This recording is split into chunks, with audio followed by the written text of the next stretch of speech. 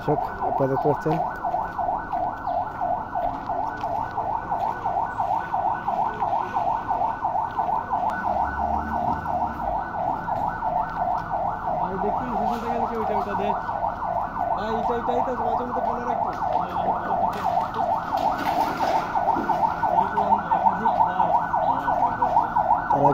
দফায় দফায় কিন্তু সংঘর্ষ হচ্ছে এবং একাধিকবারে প্রায় 11টা থেকে শুরু করে কিন্তু এখন পর্যন্ত প্রায় 60টা পর্যন্ত কিন্তু দফায় দফায় কিন্তু সংঘর্ষ চলছে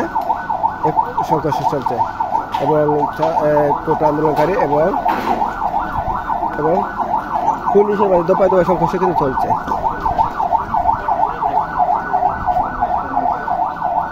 কিন্তু তাদের হাতে দেখা যাচ্ছে কিন্তু আপনার টেডাও আছে, কিন্তু তাদের হাতে কিন্তু লাঠি এবং পুলিশ এবং